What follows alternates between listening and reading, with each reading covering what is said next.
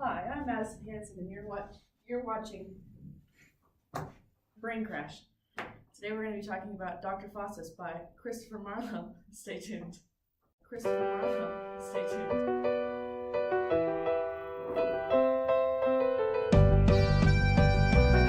I don't want this.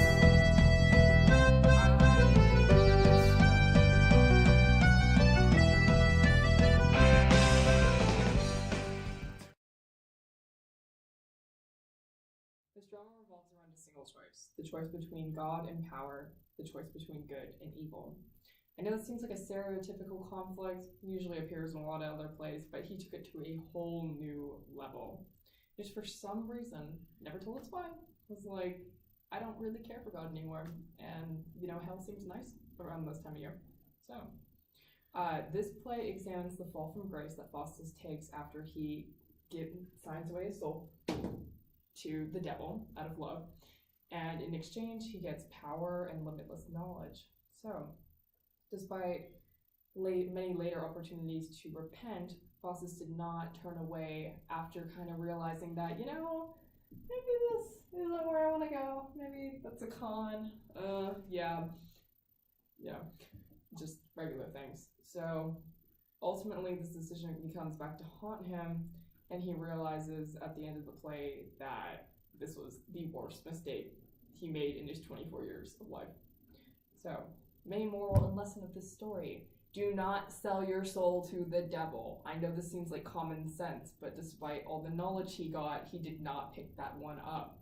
So, as long as you do not do anything that he did in this, battle plan up here, I think you'll be pretty good. So Dr. Faustus unsurprisingly sparked some controversy when it started being performed.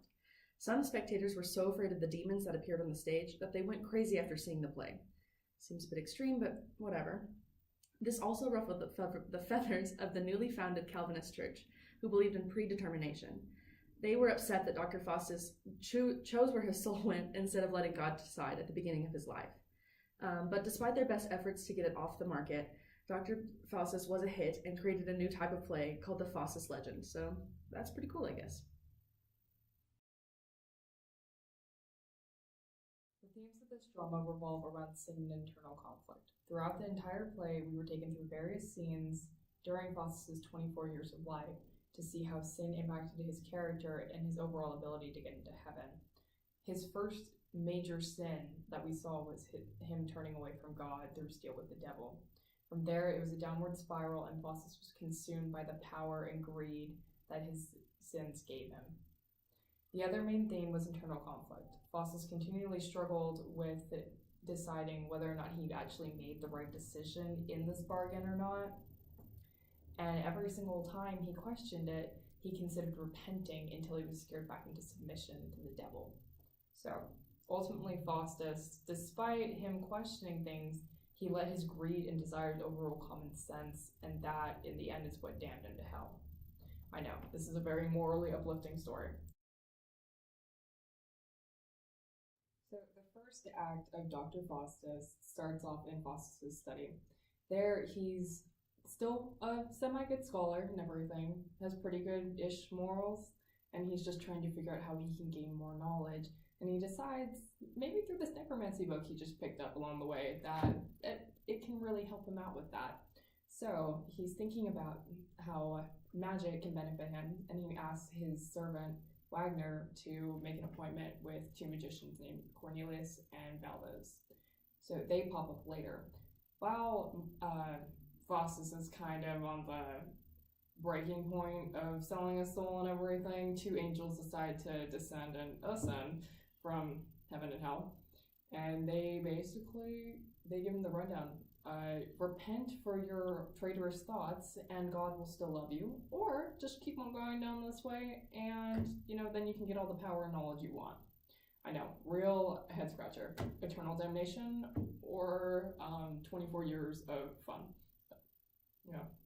And then after the angels disappear to wherever they came from, the two magicians walk in and they woo Faustus with all of their special magic powers and everything. After that, Faustus decides, yes, this is exactly what I need to do. This is the route I'm going to take.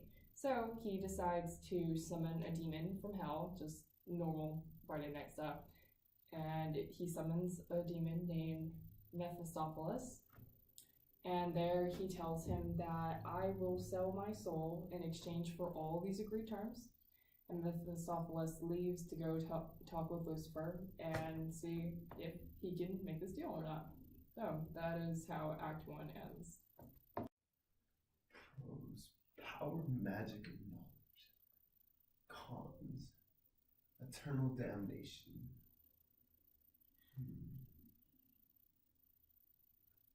That's a lot of pros. I'm gonna be late for my dentist appointment. In Act 2, Faustus debates whether his decision to sign this contract is right or wrong. He debates on whether he should keep his commitment to God or accept this power and wealth. In his decision making, the angels again confront him and they try to sway his choice. In the end, the bad angel speaks of wealth and power, and it convinces Faustus that this is the better of the two choices. Later in this act, Faustus is confronted by Lucifer himself and agrees to a 24-year contract with Mephistopheles under his control. He signs a blood contract and agrees to sell his soul after 24 years with Mephistus under his control.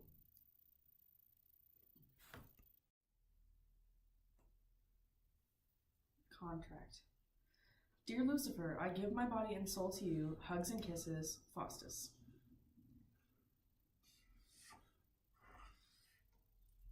Written in my own blood. Congratulations, you have 24 years to have unlimited knowledge and power.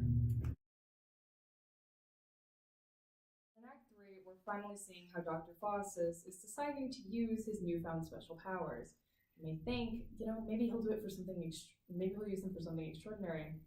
Flying, maybe alchemy or something like turning a couch into gold. No, he decides, let's turn invisible and screw with the Pope because that will make his life so much better. So, on the night that he decides to do this, the Pope is having a feast to celebrate the execution of these two traitors to the church.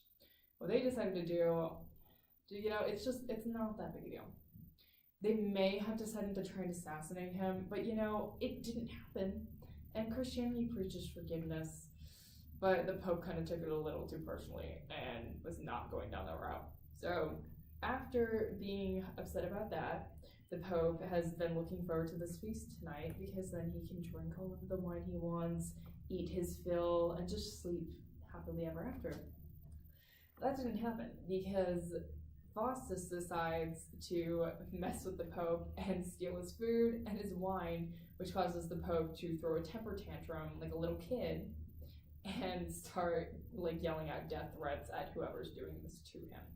So the Pope is finally calmed down by his archbishop, who says, maybe it's just a damn cell from purgatory or something like that, and that they just need to excommunicate the soul. So they whip out their Bibles, their bells, or whatever they use, whatever's in their standard excommunication package, and they start praying in a circle and working on trying to get rid of this ghost in order to protect the Pope and his food. So when they're in the middle of doing this, Faustus is just prancing around, punching all of them. So honestly, I don't really think it worked out that well, but if it made them feel better, then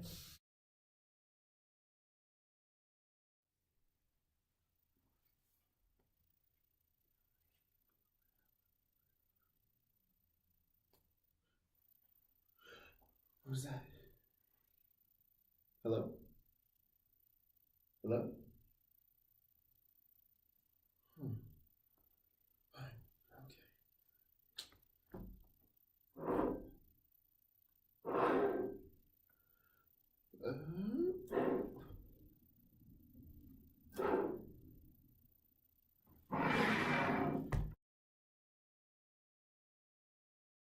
is basically about how at this point Faustus managed to make everybody in this play hate him.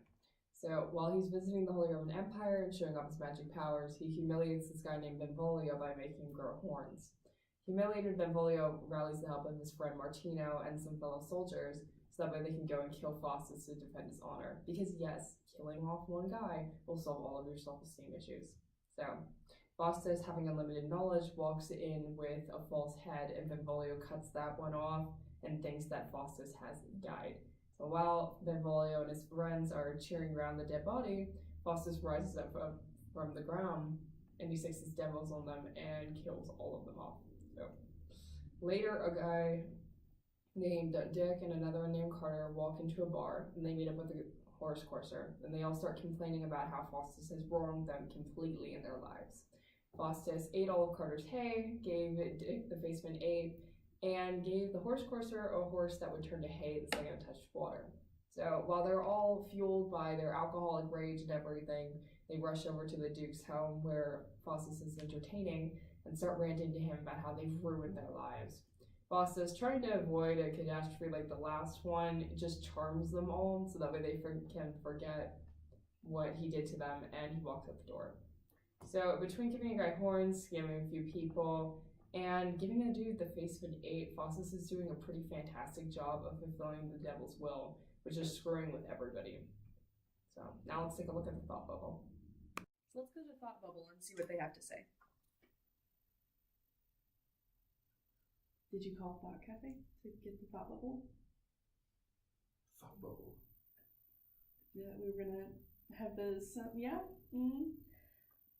What do we do now? We could do the mystery document. Mystery document. We'll do a. So now it's time for the mystery document.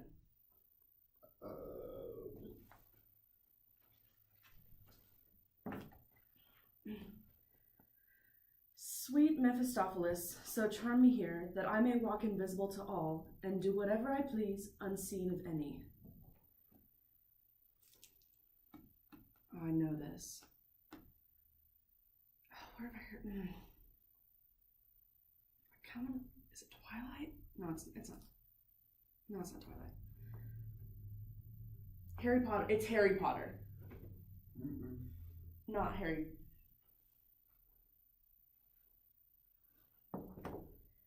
So now I have to shock myself with the shock pen. Stupid mystery document.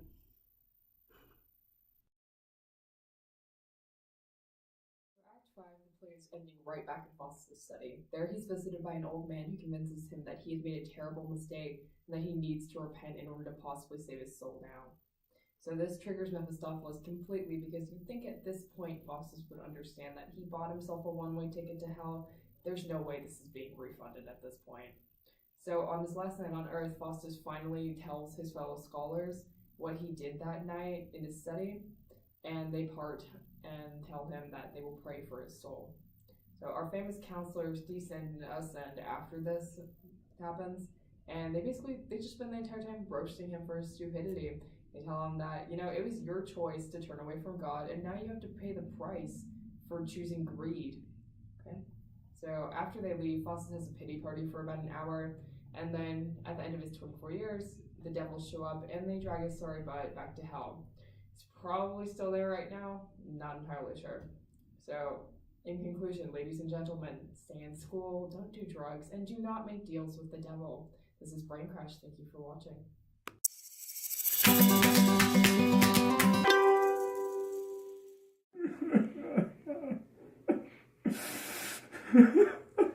Disappointment.